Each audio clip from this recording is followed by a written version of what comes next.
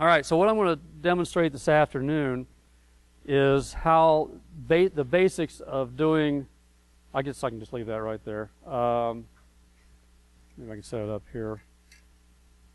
Of how I make these suspended pieces, these suspended vessels. I won't leave that up there because it might get vibrated off. So the idea here is I want to turn a hollow form, and the main focus of this demo really is not so much on the turning itself, but the structure that goes around it. The question is, when you're doing something like this, the pin alignment, the pin location is very important. How do you get the pins to line up just right? So it doesn't matter how great the turning is, how great the wood is, you know, if the pins are off and the piece ends up like that, you know, it's going to be a disaster. So the whole point of this really is, or the whole focus is on pin placement, where to put the holes, where to put the pins. So the key on turning these, on making these, and it's going to sound like, you know, I'm sitting through this demo to learn about drilling holes. I mean, what's going on here? But the whole key to the success of it is how the holes are drilled. And the turning part, while it's very important, is almost secondary in terms of the design of this to that aspect of it, getting the holes in the right place. Now, when I do this at home, I have a fixture that I've made for my lathe that I can set up. It clamps between in the lathe bed, and it's got a Dremel set up where I can do the turning and then drill the holes automatically, and I can use the indexing feature on the lathe to get the holes to line up. And I can lock this thing down and drill the holes straight in, and I know that they're going to line up just right. It was made specifically for my lathe, which is a Powermatic lathe, and I do have a print thing on it on the CD that I gave to Ron, so it's available. Or I can send it to you. You know, if you email me, then I can send that to you as well. I just finished a design for one that fits on the banjo, but again, it's designed for my lathe, which has a bigger swing, and I brought it, but I don't think I can use it on this. So I'm going to show you it's a more cumbersome way to do it, but it's a way for you to try this to see if you even want to carry this any further. You may decide you don't want to, you know, get involved with this, and you don't want to have to make this big elaborate fixture just to drill holes when you may never really need it, because it takes maybe a day or so to build one of these. So it's the way that I'm going to show you how to do it is you don't have to do that. There's no other fixtures involved. So I'm going to grab one of these blocks, and here we have a nice block of cherry. The first thing I want to do, so if you're going to do it this method, there are a couple of things that are very important to know. For one thing, you want a block that is square on all 6 sides. So if you put a T-square up or a machinist square up against all the sides, they're all going to be good and square. The reason for that is that we're going to drill the holes before we even start turning. And if the holes are off, because the block isn't square, it could hang lopsided. So 2 things that I want to do before I start turning. One is to mark the center on each end, and I want to be really accurate with this, much more so than normal, so that when I put this on the lathe, everything is going to line up just right. Now, it probably won't be totally correct, but it's going to be close enough.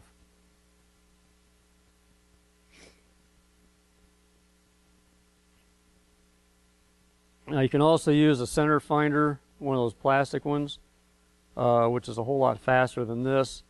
And if you use one of those, you want to go around all 4 sides. Sometimes when you buy turning blanks, at a store someplace, they end up a little bit diamond shaped because of the way the wood dries. So you want to try to find pieces that are truly square all the way around. And if you don't have the means to do that yourself, if you take it into a lumber yard or something, sometimes they can do that for you. Now the next thing that I want to do is I want to draw, or I want to look at this, and I want to decide which face I want to have showing. Most pieces of wood like this are going to have one face where the grain is really straight up and down like that, and then another face that's going to have a little more character. Now, like one of the pieces over there was a burl, so it doesn't really matter. You can pick any face that you want. But on a normal piece of wood, you want to pick the face that has the most character to be the face that faces you, or the side that will end up facing you, and the legs will be on the sides then. So in this case, the legs are going to be on where this narrow side is.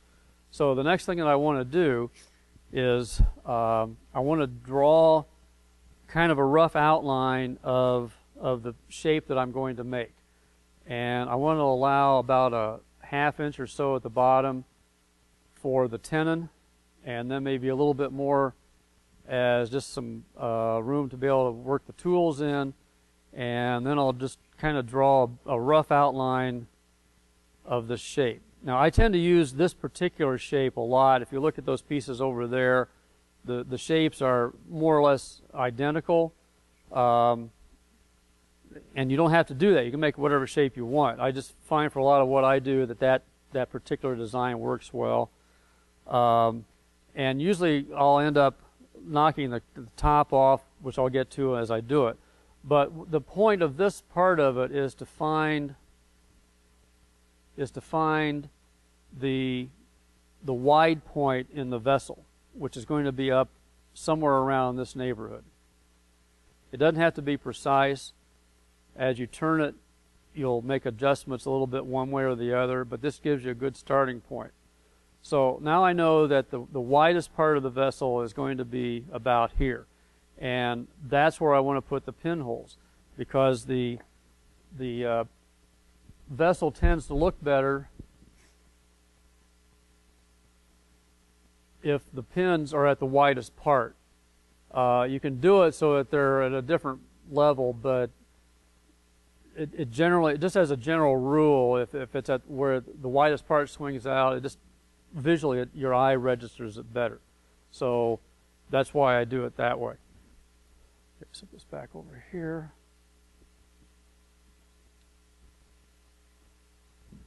Okay, so now what I want to do is I want to find the center of this face so I can drill the hole for the support pin before I even start turning. And the easiest way to do that is to use a centered zero ruler, which you can get at Woodcraft. You can also get them at Home Depot and other places as well, but only Woodcraft has them. And, okay. And I find this to be really handy. It eliminates, any math at all. Maybe I'm in the wrong room to say that, but the idea is you got zero right in the middle, so all I have to do is put this on here and move it back and forth until the zero, I have the same amount on each side. And in this case, it's like 1.5 inches on each side. It's a 3-inch block, so it's pretty easy. So I can draw a line right through the middle. Now, because this is 3 inches, that's pretty easy to divide by 2. But let's say it's 3 and 17/64. What's half of that? You can do it, but it's just a lot easier to use one of these. So and I use it for a lot of different things. There's other ways you can do this, but this for me works the best. So now I have a point marked in the center, and I'll just put a little mark with an awl just to kind of establish where it's going to be. I need a board and a small block for a stop block.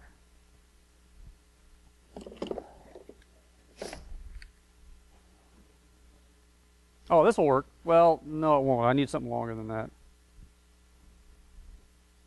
That'll do for a stop block. I was remiss. I should have had this all set up.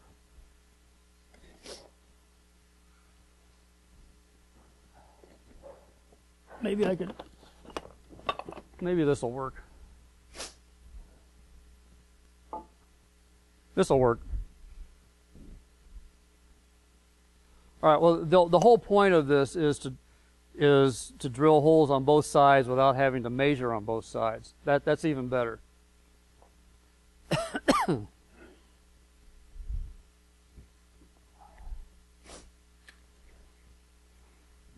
This will be fine. If you have a drill press, well, if you don't have a drill press, I would recommend getting one. You'll find that it's really handy to have. There's no way to lock this down, is there? Okay, it's all right. Oh, cool. But if you do have a drill press, I would advise investing in or making a separate table for it. You will find that it increases the versatility, many-fold, because drill presses, as they're designed, are not really meant for woodworking so much, and it's just difficult to do a lot. Okay, so hopefully this will reach. Yeah, it will. All right, let's move this around, and you can kind of see by let's do it around this way. So what I've done here is I've established, this is why it really is handy to have that separate table.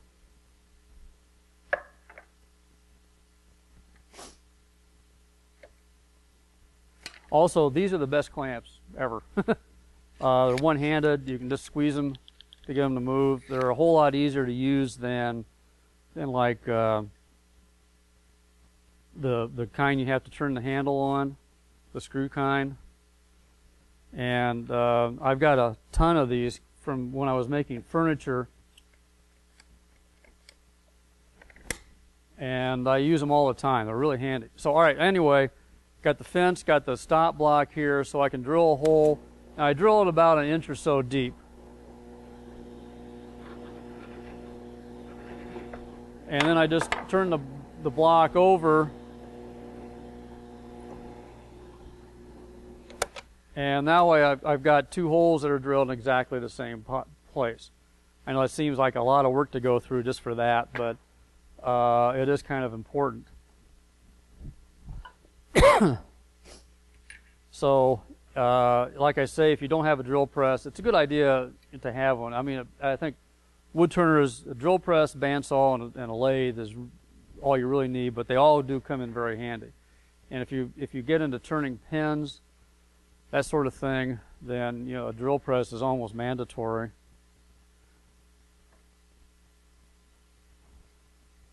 And you don't have to get a really big one. I think for most purposes, a tabletop drill press will work just fine.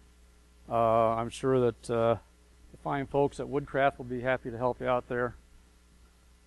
Can I stop bringing their name up every 5 minutes? And they sell Easy Wood tools, by the way. So, and one thing I do want to mention is that Easy Wood stands behind their products. If you're not happy, bring it back. They'll take it back. They're a very good company to work for. They have a pretty extensive website. They've got some tutorial things on there. They've got a gallery, pages of work, and they're based in Lexington, Kentucky. And the man that started it has a background in metallurgy or metal engineering, so he really understands the need for having high quality steel, high quality carbide, all that stuff in his tools. And if the cutters weren't the very best, then he'd be out of business, because that's the key to the whole thing. Yes. There you go. He said if you lose the Allen key, email them. They'll send you another one. I think that's probably a stock size Allen key anyway. I would assume. I don't know. One thing to remember when you replace the tips on these, you want to make sure you blow out the little hole, so you don't want to break off this little screw, because then you have to replace the whole thing because you can't get it out. But when you tighten it down, you only use the short end of the Allen wrench to tighten it, not the long end, because it doesn't take a whole lot of pressure to hold these on. So I'm going to start rounding this down. I'll get my goggles on here. And this is cherry, so it should turn pretty easily. Maybe adjust that a little bit. And we were talking about these little lights. These are really great little lights. These IKEA sells these. I think Woodcraft sells them now. Something similar, didn't you? Isn't that what I heard? Okay, yeah. But you can get them at IKEA either online or at there's. I guess there's a store in Detroit maybe.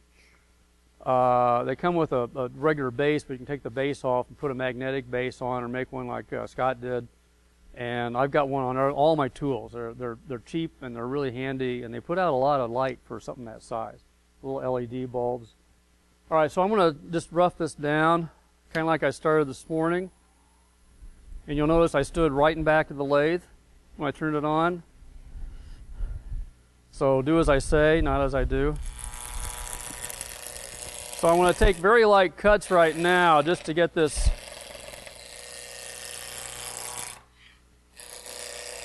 until I know it's on here good and secure.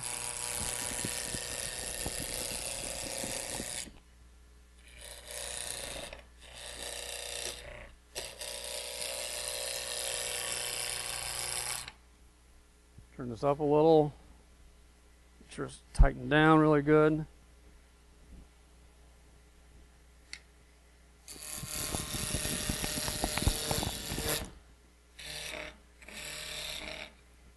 And I'm going to switch over to the Easy Wood one again. And actually I got my tool rest too high.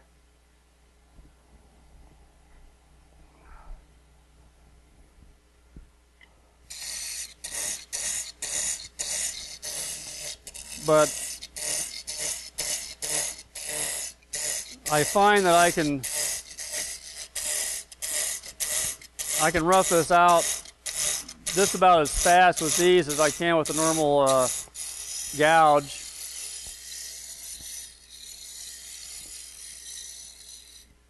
And all I wanted to do was get it down to a cylinder, and then I'm going to do the same thing I did before. I'm going to put a tenon on the end.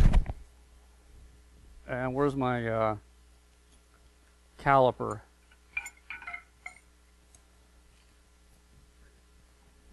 Oh, thank you.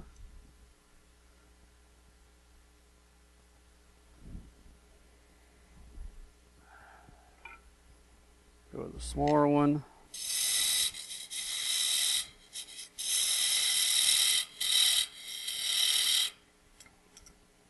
See how close I'm getting.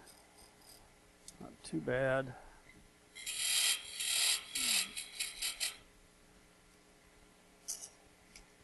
A little bit more. But you can see how quickly this goes through this. And like I said before, I like this square cutter for doing these shoulders because I know that I get a good square shoulder that way. So I'm going to put that little notch in there for the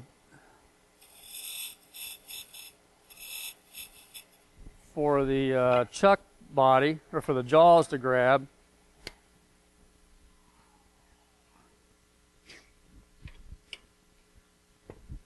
And take this off.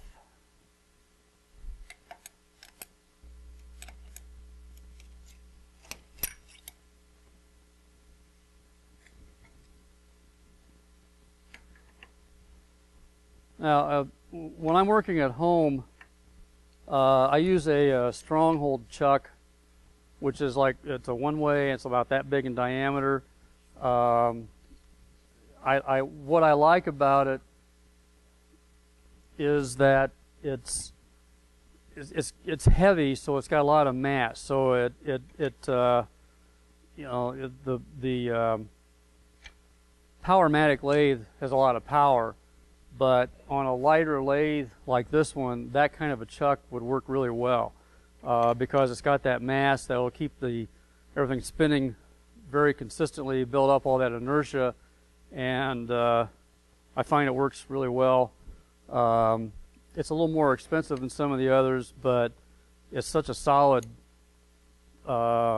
chuck that I don't ever have to think about it. I just put it on there. I know it's going to really do the job.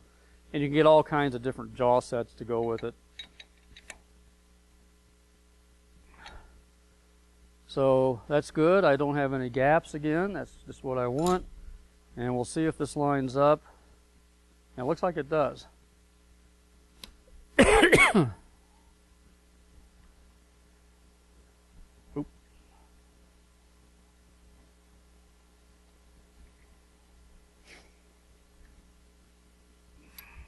So now what I want to do is well, first thing I want to do is mark where that hole is. And you can see I've got the holes right there, and they're deep enough I know they're always going to be there. And I want them to penetrate through the inside as well, so that the pins can go all the way through.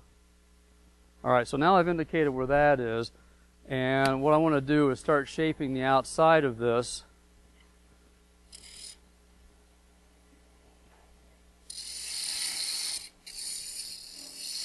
And what I usually do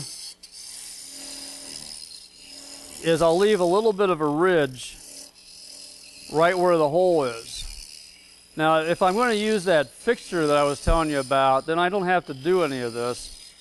But again, the whole idea here is to see if you like this idea of a turning, and then you can make the fixture. So I get pretty much the shape of the top of the vessel that I'm after. And one of the things that I do on mine is I have the top of it kind of flattened out and truncated a little bit. And so I'll go ahead and do that now. And that's just my design idea. You don't have to do that. You can do whatever you want. I think for me, it seems to work well as a design element.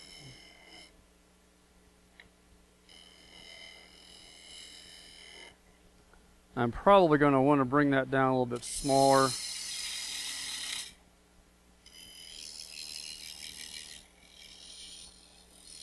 So the end of this piece is going to be somewhere probably about in there. So I'll be bringing this down to a very nice gentle taper here. I don't want to do much of that right now because I want to, again, it's like this morning, I want to keep as much mass here as I can for as long as I can. But I do want to get a little bit of sense of the shape that I'm going after, so that visually I will have something for my eye to follow. So usually what I do is I'll just start to pull this in just a little bit. And again, I want to be aware of where the hole is. Just enough that I get a little bit of a sense of the curve. So you can kind of see this little bit of a curve developing right here, and I know that this is off from this, but I'm not really concerned about that. I do want to take a little bit more off of this end.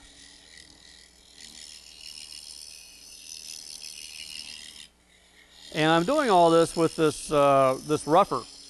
That's the name of it, but as you can see, you can do some, pretty basic or some pretty good detail work with it as well.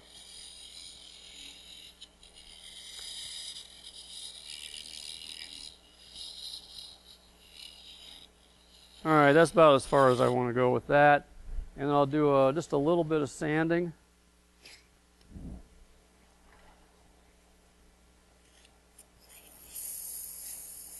Again, I'm not doing much sanding because we don't have any way to control the dust here. So it's really hard to make a completed piece when you're doing a demo like this, because usually I don't have, adequate dust collection or anything. So I just have to kind of go through some of the basic steps. So I want to pull this around a little bit more. And as I get this more turned, then of course this will taper off more. So I'm pretty happy with the shape that I've got up here. And what I'm going to do now is I'm actually going to get rid of this little ridge where the hole is.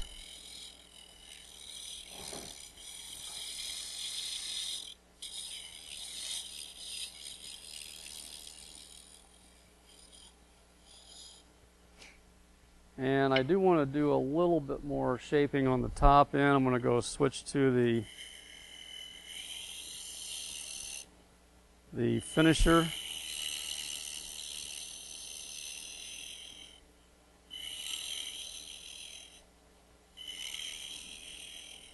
The other thing you want to do when you're turning is the temptation is to look at where the tool is.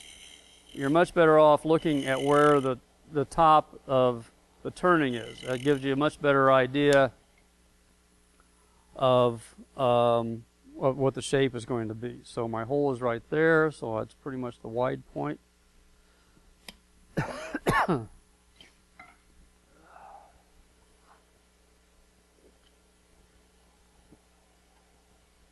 And just do a touch more sanding.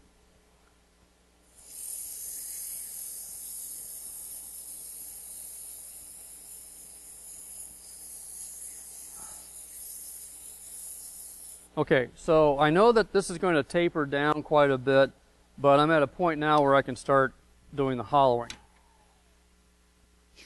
I want to clean that up a little bit too.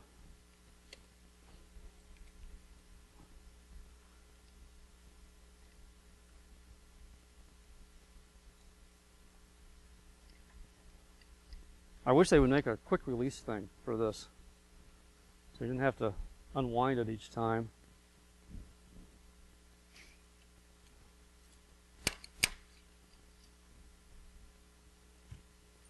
So I'm going to go back to the Jacob's chuck, which is right there. And I want to measure, now I'm just going to drill the whole depth of the drill bit. At home I would probably go maybe to about this point right here. And then I'll talk some about wall thicknesses and the relationship of wall thickness to expectations of how light a piece should feel and that kind of stuff. The other thing I want to do really fast here is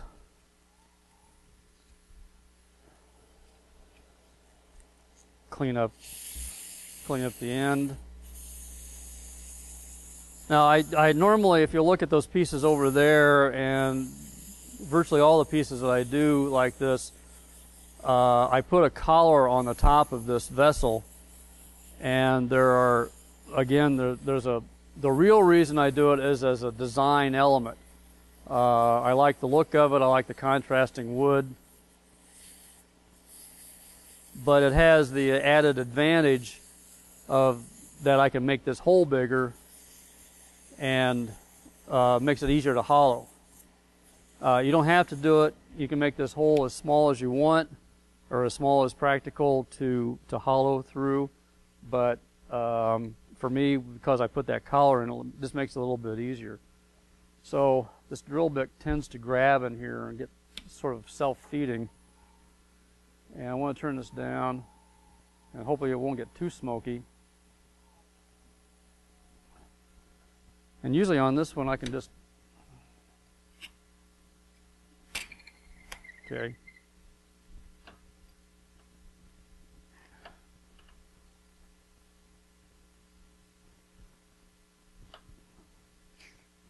Try it again.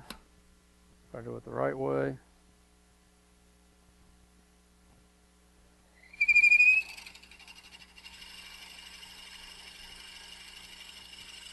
All right, let's see if I can just...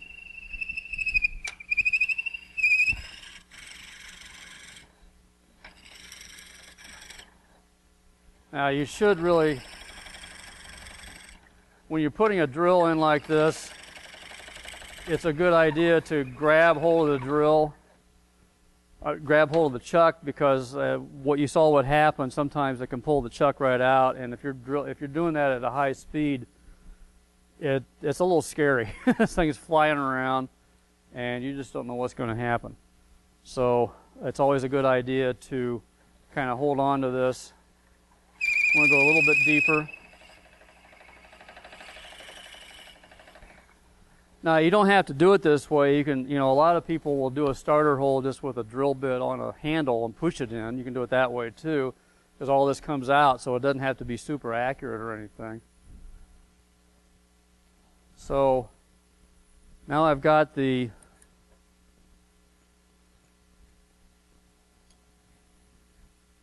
and I will want to bring the tailstock up again at some point. So I'll put that back in just so it's there.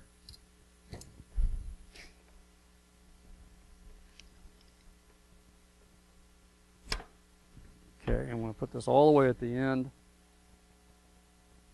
and start hollowing. Now when I do this demo, I don't spend a whole lot of time on hollowing. Who here likes to watch something being hollowed? Isn't that fun? I mean, you can't see anything. Yeah, I'd rather watch, my grass grow, I guess. So this is where I think that at least for me, I find that the EasyWood tools really shine in hollowing. Because of the geometry of them, the way they're made, it's very hard to get a catch. It's almost impossible to get a catch.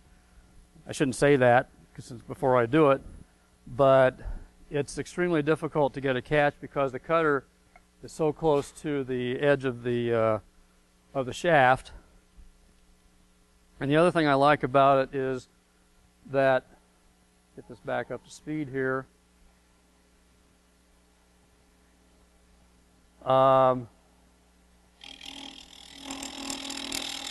I can cut on both the in-stroke and the outstroke.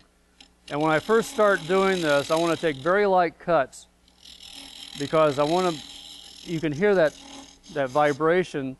That's because the drill bit doesn't really drill a perfectly round hole. So it's going to be a little off-center, and I don't want to jam this tool in with a chance that it could get grabbed by the wood. So if I make these light cuts,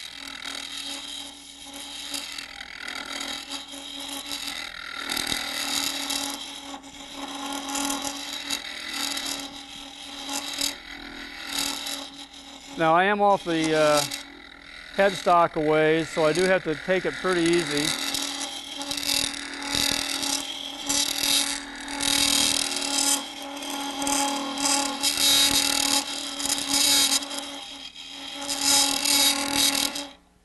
And I want to turn this off and tighten this. This is another advantage to that heavier chuck, I think, in that because of the extra mass that it provides, it dampens some more of the vibration. So that's on there really good. I'm going to switch to the bigger cutter here. Drop this down a hair.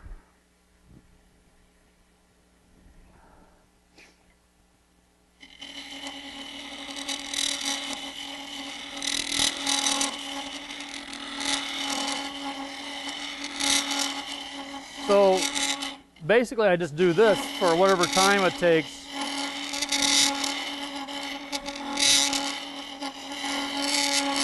But you'll notice I'm only going in about that deep.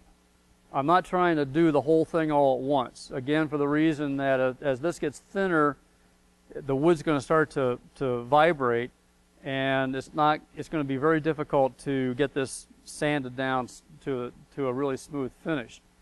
So I want to work my way down, very similar to the way I did on the thin stem part, just taking a little bit at a time.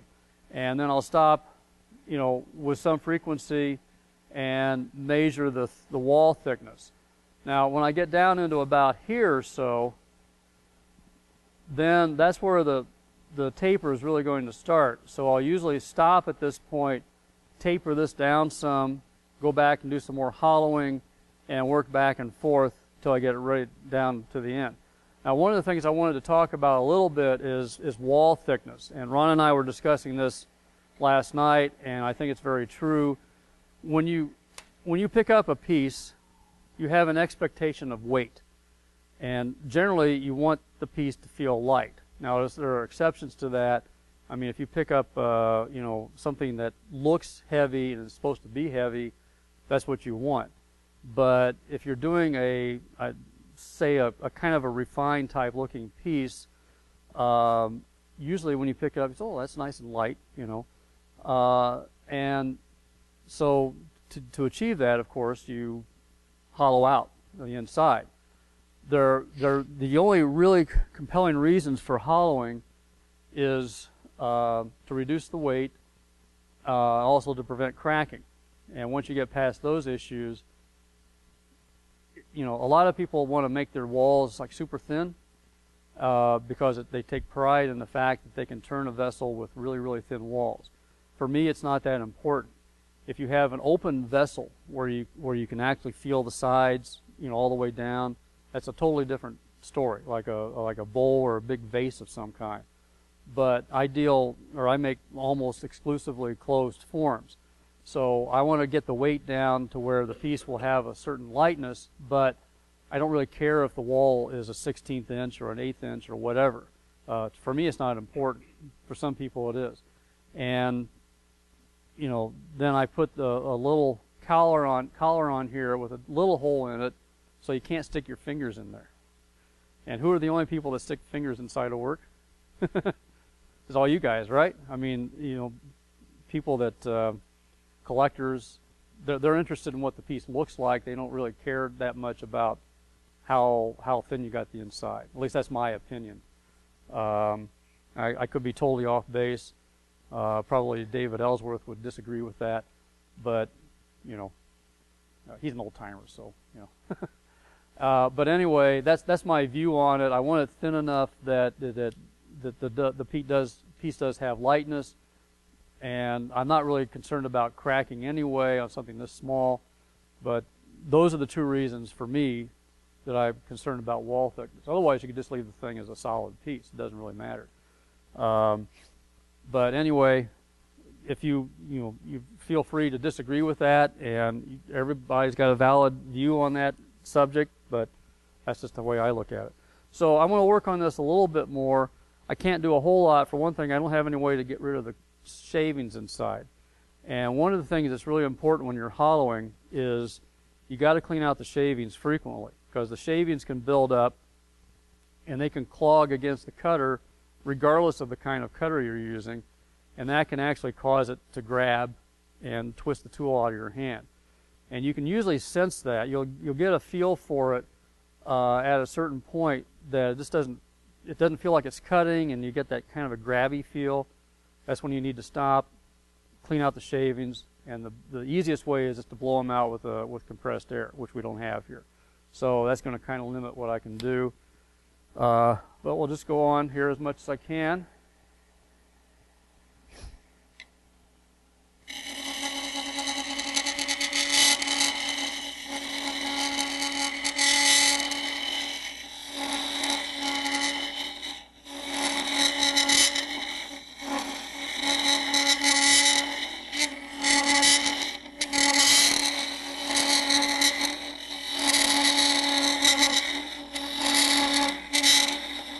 So was I right? Is this fun to watch?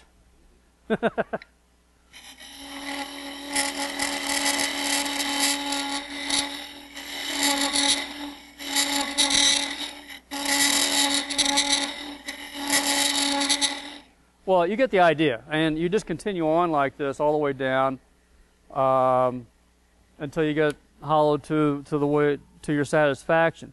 Now, there is one other tool that I want to show you that when I first started using it, I wasn't sure if I was going to like it, but I really do like it, and that's this EasyWood hollower. This is a kind of a mid-size. They make a bigger, heftier version of this, and they also have one that's got a shallower gooseneck to it, and there's also one that is basically the same as the straight tool, well, the straight round one, except that the shaft tapers at the end, and it's really good for small pieces. It's got you can see the difference in the size of the cutter heads. On the hollower, it's a lot smaller than it is on the other one. So it gets into a lot of spaces that the bigger one can't. And this I use pretty much exclusively for getting right underneath the shoulder. Now, the trick on these is you have to have the tool rest underneath the wide part of the shaft. You can't have it out in here or it's going to twist it around. It's like a Sorby, hollower. You got to be back where the shaft is straight. So it's a little disconcerting to have the tool rest this far away, but again, the big issue with hollowing is that grab where it twists the tool out of your hand, and that doesn't happen with this. And I find that this particular tool is really good for getting right underneath the shoulder.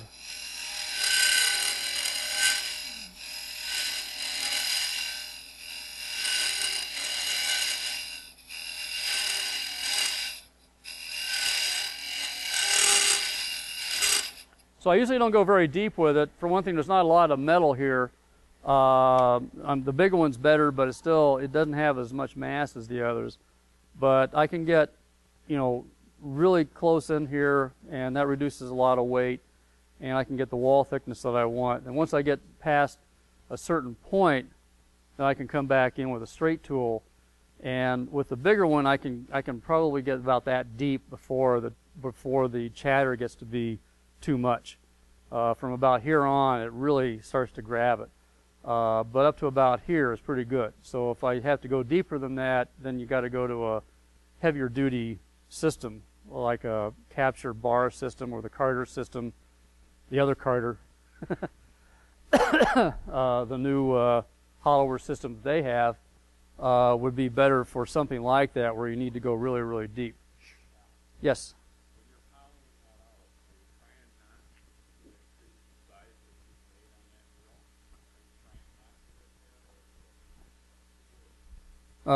You're asking if I'm making the hole bigger? Yeah.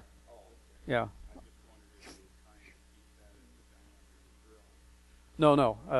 It's not that at the diameter that I drilled. That was just a starter hole to give the tool someplace to work from. But I do want to get this hollowed out to within an 1/8 inch, 3/16, something like that. Oh, the entry hole. Oh, okay. Sorry. I will try to do that, but I'm not that concerned because I make a collar to go over that. So, and particularly like here where I can't clean this out anyway. So I'm not going to do any more hollowing on this, but if I weren't going to use that collar, then I would want this hole to be smaller. It just looks better. So that's another advantage of making that collar. Kind of takes care of that problem. But yeah.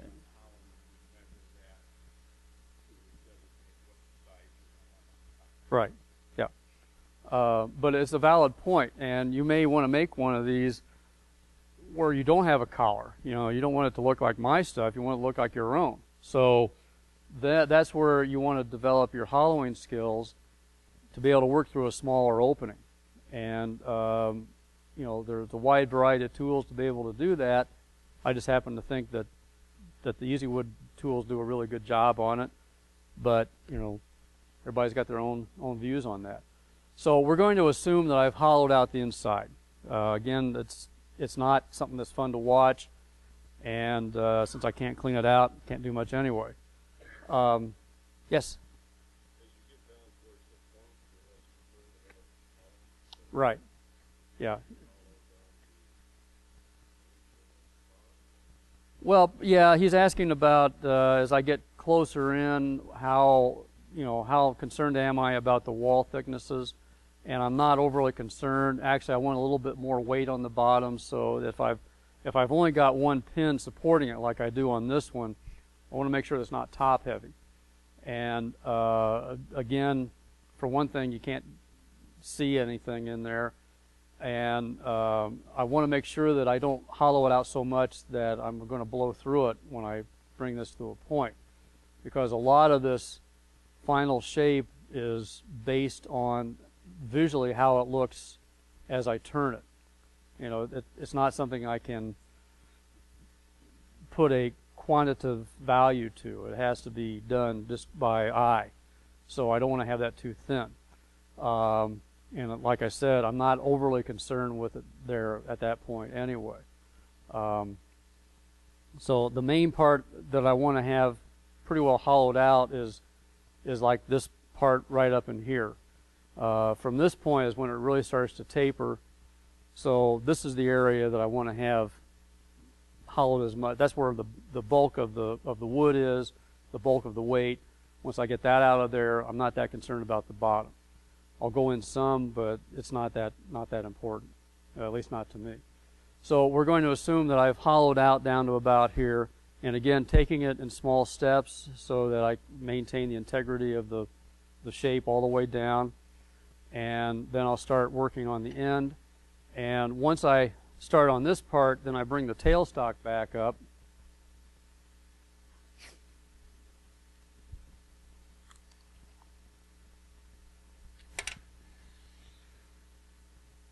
And the tailstock is going to support the piece. It's going to stay in this position on the lathe for the rest of the turning. I'll bring the tailstock up again so that I can put a little more pressure on it than I could on the one this morning, because it's got all this extra wood there. So it's enough to support it, and as I get down near the end, you'll see just how much support I get from it.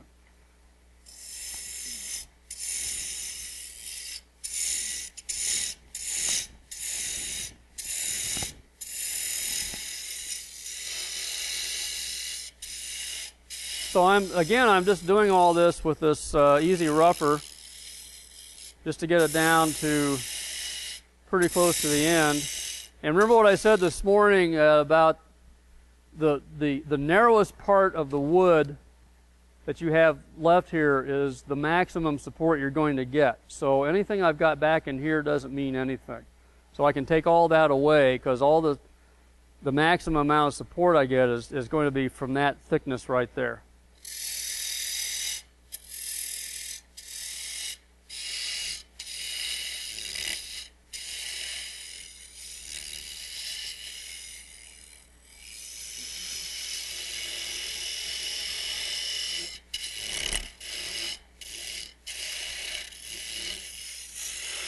So I just kind of keep my eye on the top part of the vessel,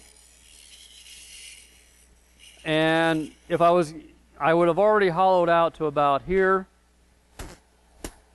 So if I was going to do any more hollowing, I would do it before I take any more wood out of here, just to get this part thinned out a little bit more. But again, I'm not overly concerned with that. So I would just I want to go to the finisher just to smooth that out a little bit. I find that if I make a cut pulling away from the lathe, I get a little more control than if I'm pushing it in. It's a little bit easier to control the shape when I'm going like this than I am if I'm going like that, because it'll tend to grab it a little bit.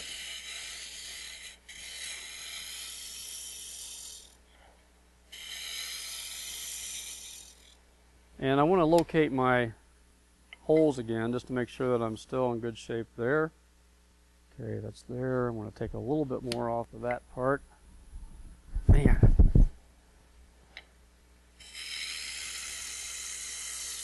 So if you decide that you want to get involved with this and you make a couple this way and you decide that we want to make that drilling fixture, it's going to make your life a whole lot easier because you don't have to think about where the hole is yet. You can do that as you get the piece turned more. So again, this is just a way to get started.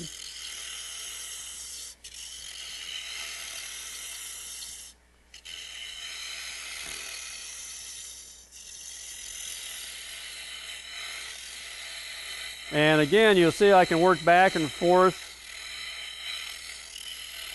cutting both directions.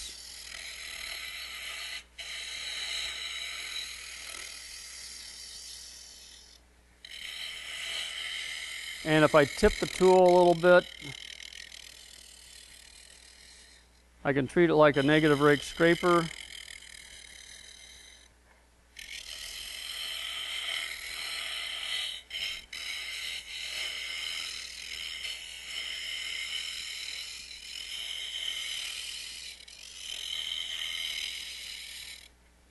Okay, let's see. I guess I should have marked where the hole is. All right, that's pretty. Well, he was asking why I don't mark where the bottom of the drill bit is, because I knew that when I drilled it, I stopped about there. So I know that the wall thickness, maybe you can see it better this way. Here, I still got a whole lot of wall thickness, and I'm almost at the point, almost at the width that I want to be. It's just something that over time I've kind of learned to gauge just from doing it several times. At this point, I would not do any more hollowing, and like I said, I don't generally drill these holes super deep anyway. I don't try to get like down to there, where it's really close to the end. There's not a whole lot of wood there, so it's not a whole lot of weight, but I still want a little bit of weight to help keep this upright. So does that answer your question?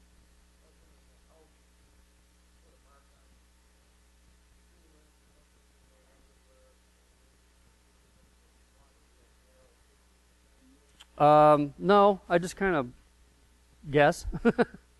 Yeah, and again, it's because I don't make the hole real deep to begin with. Sometimes I'll deepen a little bit more just with the tool, but I don't drill in so deep that I know that it's going to be a problem with the wall thickness or anything. Occasionally, I would take a narrower drill, a smaller drill, and maybe drill a little bit deeper. Maybe one this size, so I could go a little deeper. But again, to me, it's not that important. It really isn't a critical thought, part of the process for me. So I'm going to do just a little sanding. Well, that's kind of not real smooth right there.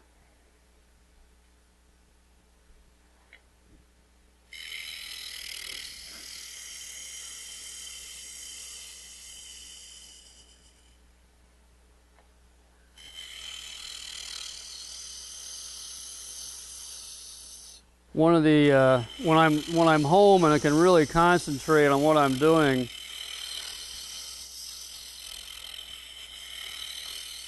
makes it a whole lot easier than when you're trying to talk and walk and chew gum at the same time. I did want to get that. I got a little bit of a fat spot right in there.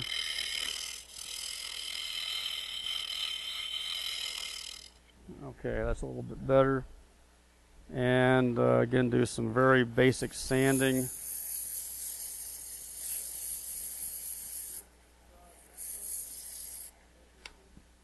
I'm sorry? No. He asked if I draw a template to do any measuring. No, that's too engineering. No, because I never know exactly what the shape's going to end up being. You know, it's again, it's kind of an intuitive thing, and the shape may change somewhat as time goes on.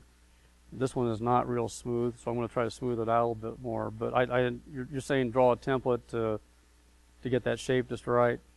For me, that would be too difficult. First of all, drawing the template itself, and I find that my eye registers it better than drawing it. One other thing I wanted to point out, when you look at a piece on the lathe, you're looking at it in this orientation. It's always going to look longer than it does when you turn it upright. And I don't know if we can tell with this. Let's see how this works. But this is how it looks on the lathe. Okay, if you turn it upright, it may not show so much on this because the legs are in the way, but this will look squatter than it does when it's in this orientation. And it's just the way your eye perceives things. So it's a good idea every once in a while to stop and just look at the piece sideways. And sometimes it's surprising. You think you got this nice long shape, and then you turn around, and all of a sudden it got short and fat. So, but it's just the way your eye perceives it. You could take that to extremes, take a photo on your phone, turn your phone sideways, but it's easier just to go like that. Maybe it's because your eyes are this orientation that causes that.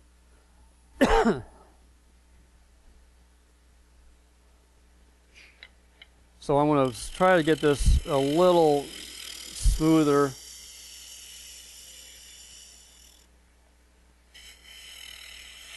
And speaking of lathes, if you are in the market to buy a lathe, one thing you want to think about is the height of it.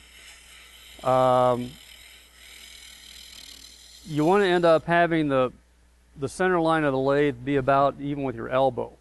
That seems to be about the most comfortable place. So this one's a little high for me, and it feels a little high. And what happens if it's too high, you end up scrunching up your shoulders a little bit, and it's not comfortable, and it could eventually lead to, you know, fatigue and possibly an accident happening. So most lathes, you can't really adjust the height on them.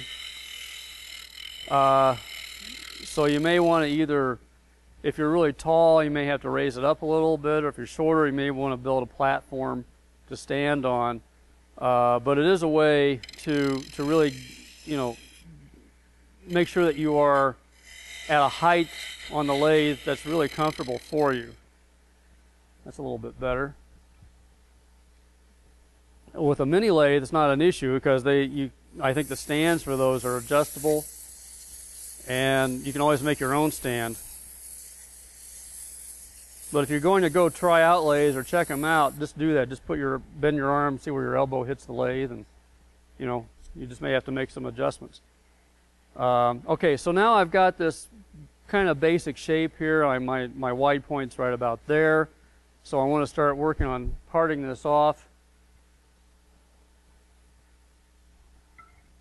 And I'm going to go back to my diamond-shaped tool here.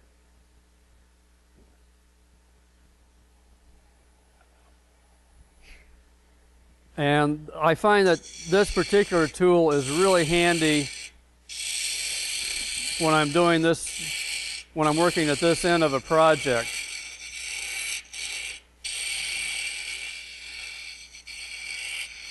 Because I can get in really good and tight.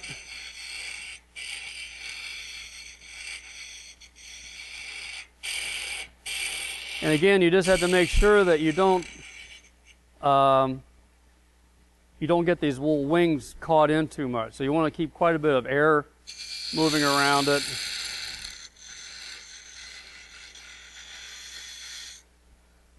And if I move the tool rest in a little bit, you should never move the tool rest while the lathe is moving.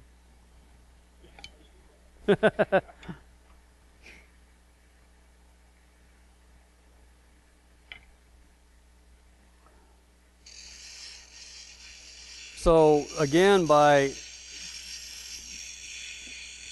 turning this on its side a little bit, I can get a much smoother cut.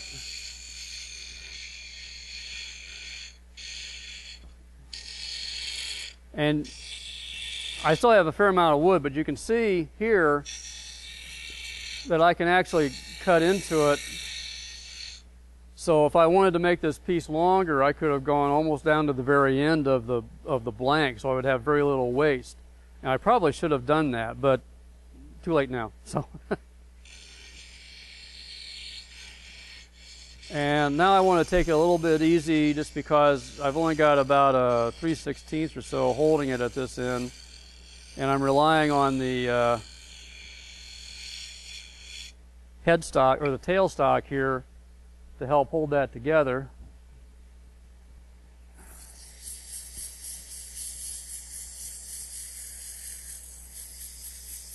Now at home I would be power sanding this. I wouldn't do a lot of hand sanding. I have a dust collector port right in front of the lathe, and I use I used to use a drill with a 5-inch sanding pad on it, and then I use the pads that they make for random orbit sanders. Because my shapes are all pretty simple. They're usually a lot of convex shapes. So that size pad, I find I get much better control with that than with like the little 2-inch or even a 3-inch pad. It was a little difficult to find that pad, but you know, it's like a Velcro pad. You could actually make one, and I find for larger pieces or for larger surfaces, I can get a really nice smooth curve to it. This one's still a little bit off, but it's really at this point it's pretty much too late to do anything about it. And I don't want to do a whole lot more sanding here. And as I said this morning, sanding doesn't really, I don't like to sand. Nobody likes to sand, but it doesn't bother me that much. And it doesn't bother me to use sanding as a tool to help refine the shape of something. And we're talking about usually very, very small differences in shape. You know, you could have a discussion all day about what makes a really great piece of art better than just a good one. And it can be such subtle differences that you really don't even notice it until you compare them side by side. So anyway, I think we're going to have to back up a little, maybe. Thank you. Now, if I was right-handed, this would be easier here. Although I do want to hold on to this, so I am going to switch over. So actually, I should say it's easier to do this left-handed, because I can hold on to this.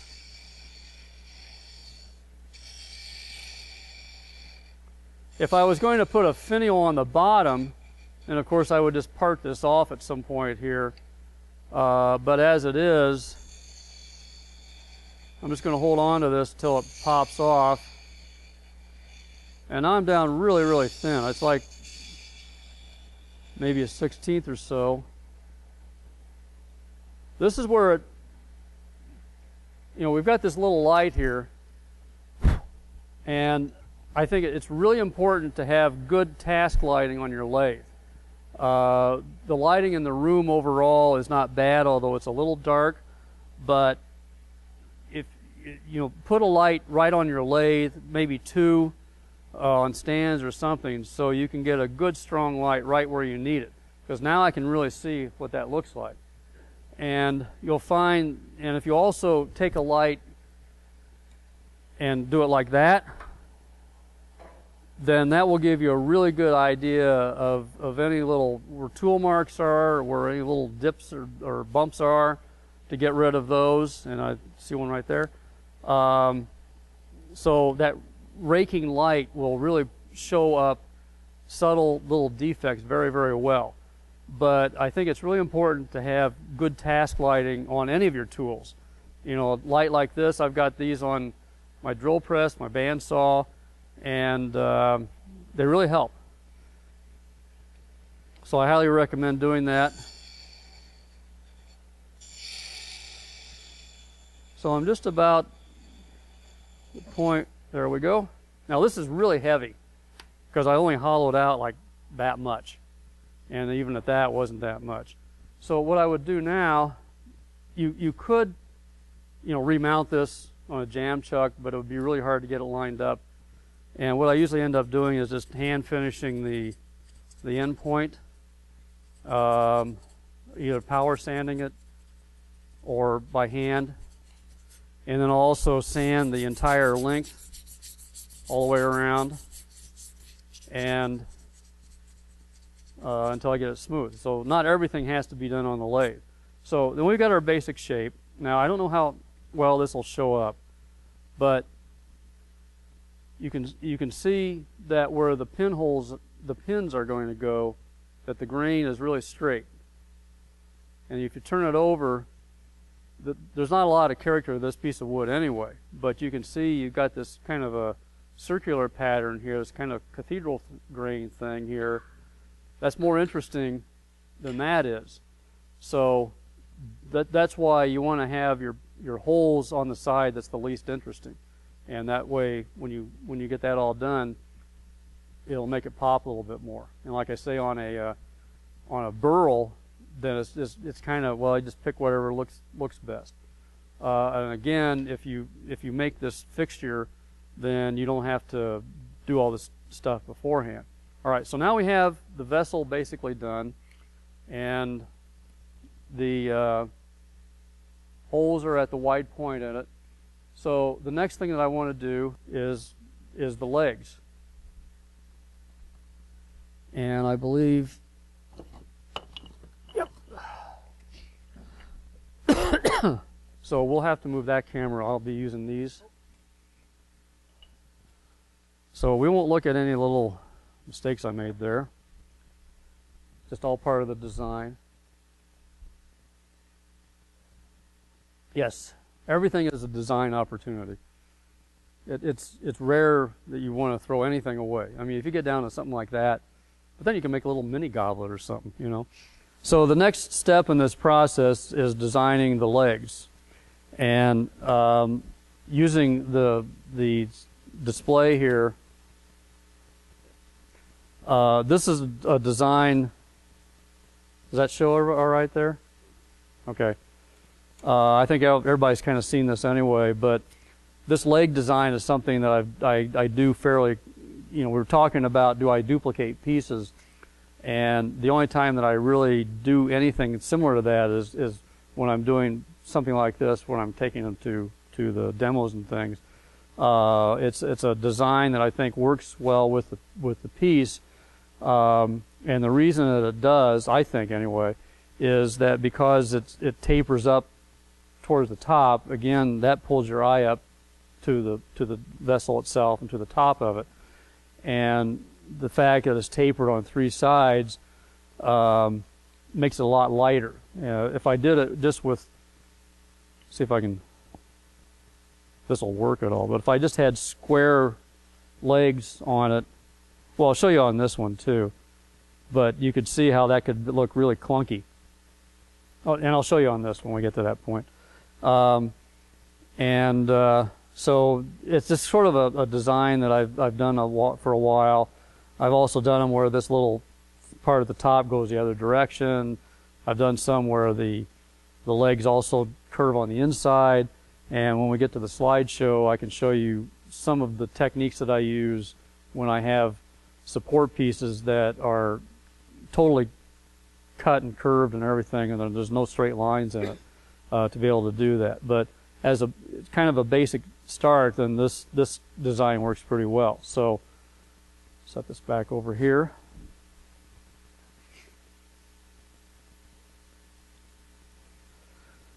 So what I do is again, I'll take a blank. This is a walnut, and I'll look at this piece and I'll decide which face is the least interesting, and that's the face that I want to be out.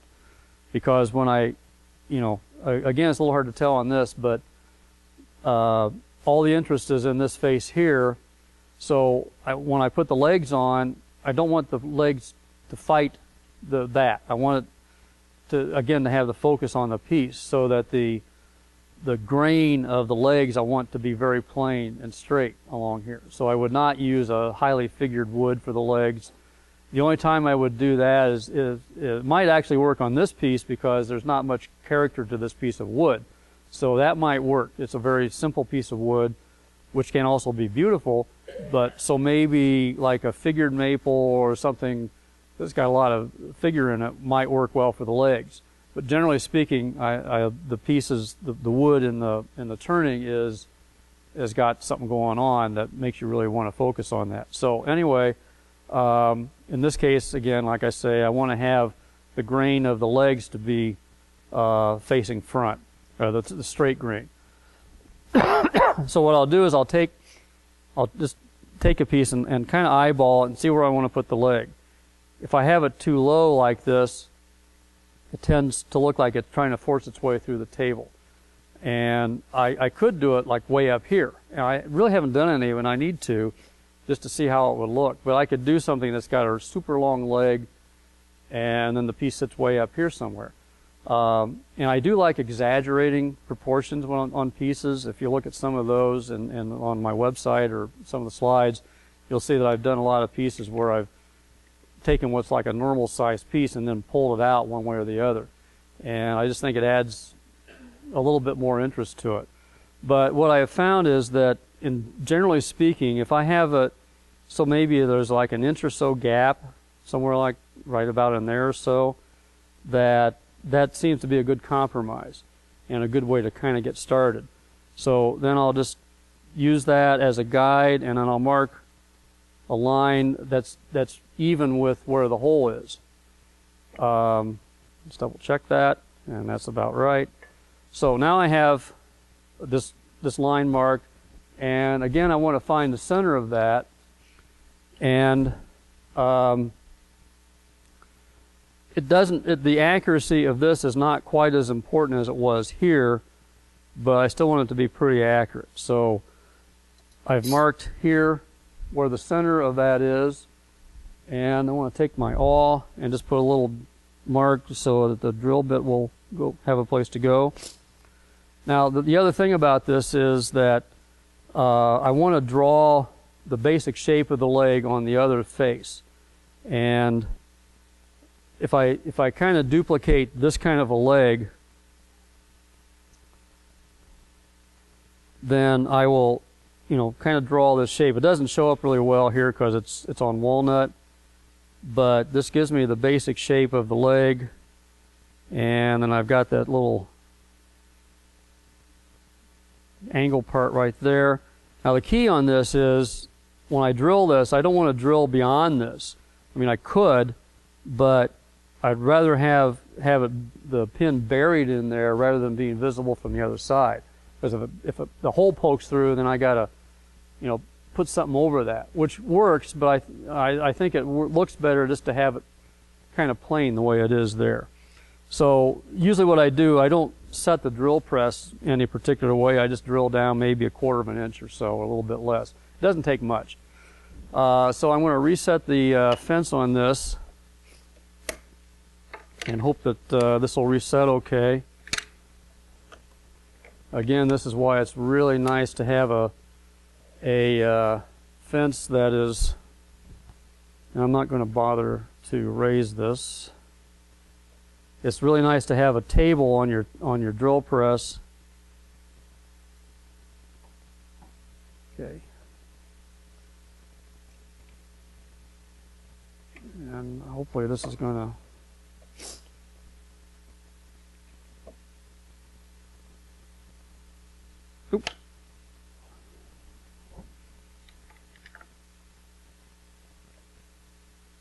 So again, on these legs, it's important that as much as possible that everything be good and square. Particularly this face where the hole is going to be, and this face right here, because that's how it's going to sit, is on this end. So you want to make sure that this face, when it sits, is going to be perpendicular, so that the hole is going to be parallel to the table. That makes everybody, you all understand what I'm saying there? Okay.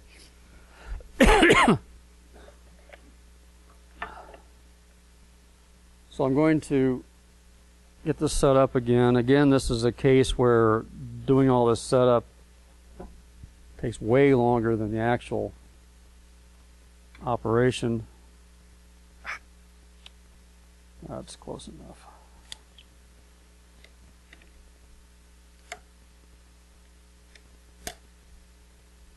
Make sure this is all right. Yeah, that's pretty good. Okay, so I only, like I say, I only drill about in just a little ways, and then the other one I don't have to do any measuring. I just take it and pick the face that I want, and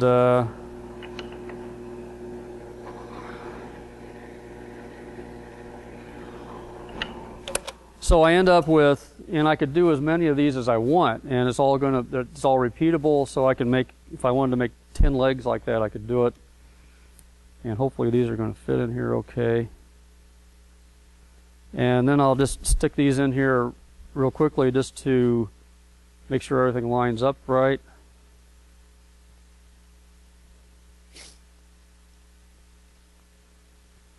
So I end up starting out with something like that. Now, you could stop at this point, I suppose, but I think that legs like that it's very clunky looking. There's no grace to it, and it's just heavy looking. That may be a look that you want. Maybe you want to do something that has kind of a primitive look to it, but most of my stuff I want something that's a little more, I guess, refined than that. But I know that everything is lined up pretty well, everything that's hanging straight, so I'm pretty much good to go. So then the next step is to cut these out.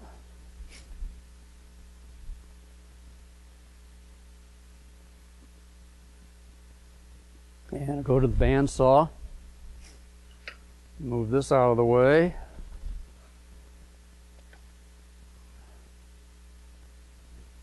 And raise this up a little bit. Now, as we were talking about earlier, bandsaws are pretty safe tools, but you do have to treat them with respect, and they can bite you if you're not careful.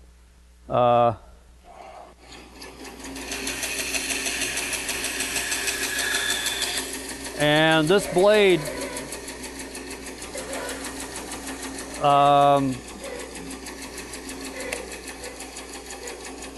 there's no break on this, is there? Nope. Okay. Hear that ticking? It sounds like the joint where the blade is welded together is, and actually you can see the blade move a little bit. So I would say that joint is off a little somehow. So one of the things when you get a bandsaw blade is you want to make sure that seam, that joint is really good. And if it's not, send it back. Don't even use it. Because if the blade breaks, that's likely place it's going to break. Oh, well, that's all right. It'll work. Oh. The other thing you can do, you can get it's like a file that is designed to round over the back of the blade, and you just set it on here and run it around the back, and that'll help smooth it out a little bit. But if the blade isn't welded right to begin with, and that happens. I mean, it's a very small area to be welded, so you do have to think about that. So anyway, it still works, so it's all good.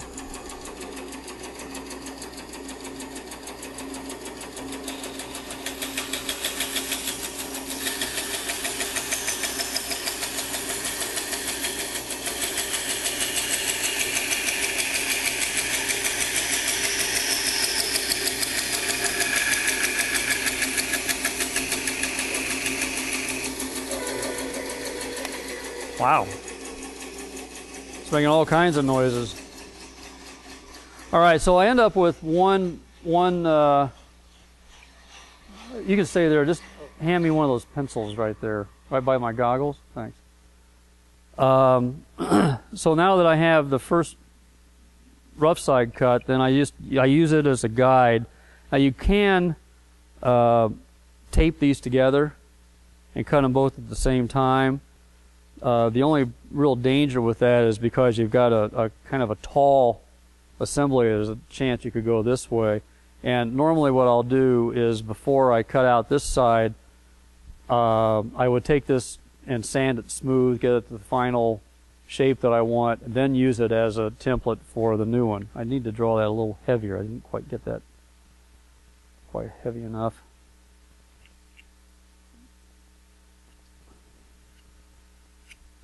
Okay, that should do it. Okay. And I'm going to use this as a push stick.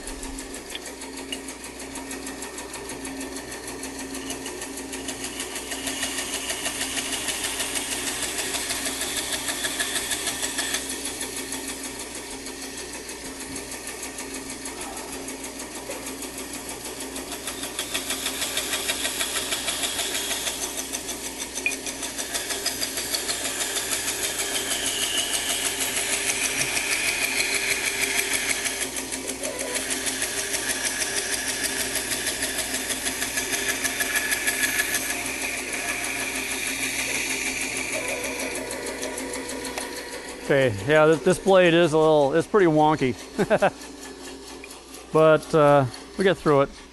Okay, so now I have the two basic shapes for the outside of the leg, and I would go ahead and finish sanding all this to get the nice shape that I want. And then the next part is to taper it, and again, this is not terribly exciting to watch. And I usually taper it down to about, I use my center guide, my center zero ruler again, and then just draw lines. When I do the sanding on these, I have it's a combination belt oscillating sander. It's made by Rigid, which you can get at Home Depot.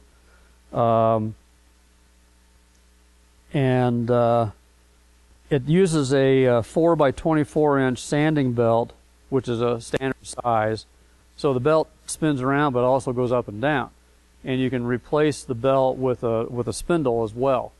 And I've had mine for probably 10 or 12 years, and I use it almost every day because the wide end is about 3-inch diameter, where the belt is at the wide point, and I can smooth out these inside curves really nicely with that, and I can put right up against it and get a nice little cove in there.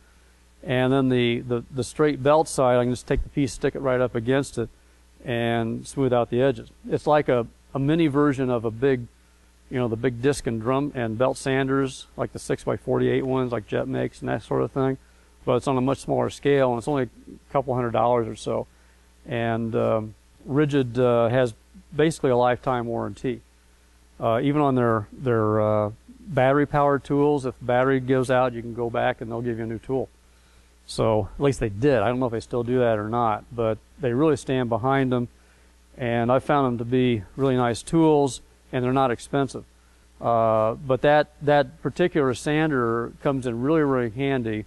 If you're doing everything on the lathe and that's all you do, then you really don't need it. But if you want to get into something like this, or something that's a little more involved, or maybe some flat work sometime, then something like that to me, it's a good investment.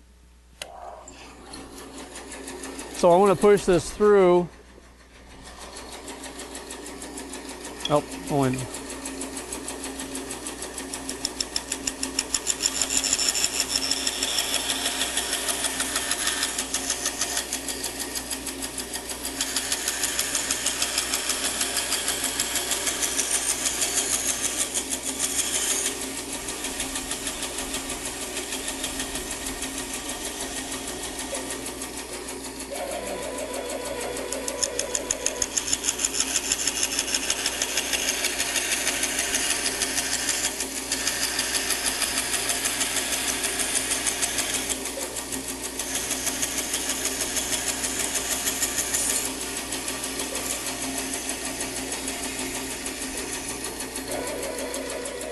Well, I do have to say that this blade is that it should be replaced at somebody's earliest convenience, I think, because it's not tracking true at all. So do the other side here.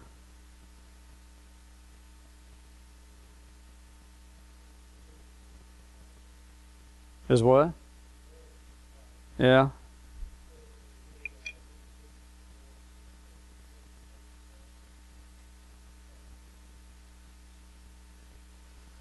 So the comment was that the bearing's bad in there and needs a little bit of WD-40 or something, some lubricant. WD-40 is a cure for everything, right? All right, so I'm going to do the other side here.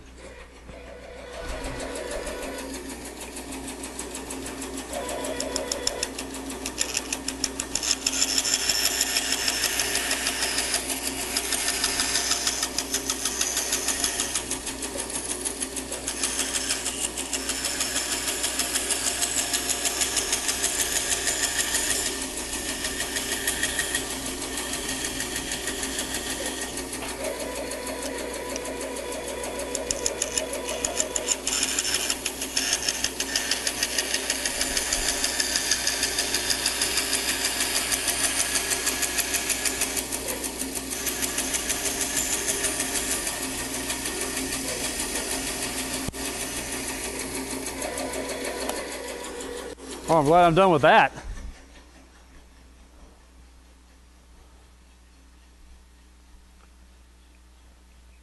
So you can see what a difference it makes to taper that off a little bit.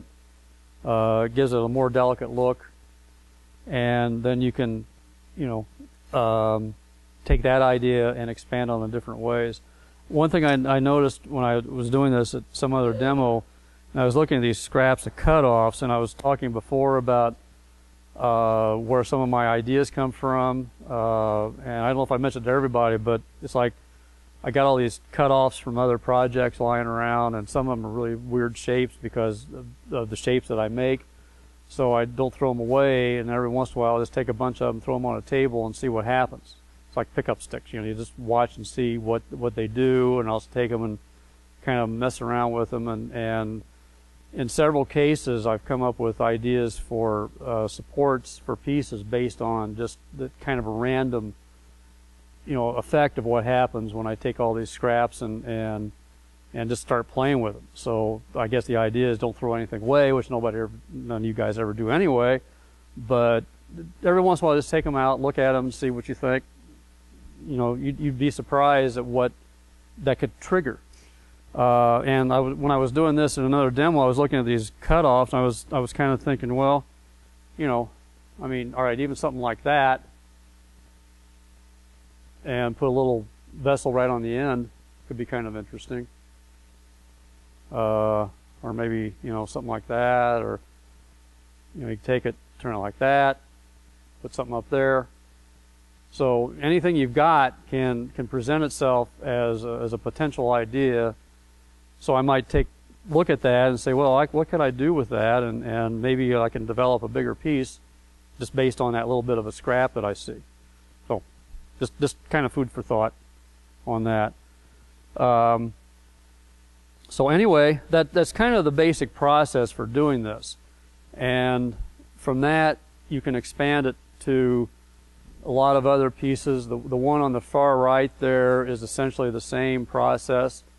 The supports for that were done with it's a split process where you take two 1x2s and glue them together with craft paper in between, and then you turn that and you separate it and you get two halves that are identical, and that's how I made the legs for that. You could even do that as a hollow form, turn it and hollow it out so you've got two legs that are curved both on the inside and the outside. So there's, it's just letting your imagination, look at things and say, well, what would happen if I did this or if I did that? And a lot of my creative process is based on just that. It's kind of a serendipitous approach at things. Rather, plus, anytime that I go anywhere, I'm always looking at things. I mean, this place, God, there's so much inspiration in here. You could spend days and find new stuff to get ideas from. And I think one of the problems, not a problem, but one of the things that a lot of woodworkers I've talked to, they tend to get so focused on wood turning that they forget about everything else that's out there. And I think it's a really good idea to look at other art forms, glass, ceramics, metalwork, sculpture, all that stuff can have an impact on what you're thinking about doing. And just walking around outdoors, I mean, look at, if you look at some artists' work like Jack Vessery and some other, people who do a lot of carving, Dixie Biggs and some others, and they're very influenced by nature. I mean, you can look at a tree and get how many ideas, aside from the fact that it's wood, the shape of the tree, the shape of the leaves, Look at insects, look at animals, look at, go to an aquarium. I mean, sea creatures are just absolutely fascinating. And there's so many different shapes, and occasionally you'll see artwork that kind of reflects that, So, but that's my big lecture on thinking creatively. So anyway, that's kind of how I do the process for this. This video was made possible by a grant from the Future Girl Foundation. This video was made possible by thousands of private donations from members and viewers like you. Please visit thegeekgroup.org for more information on how you can donate and become a part of our dreams of Avalon.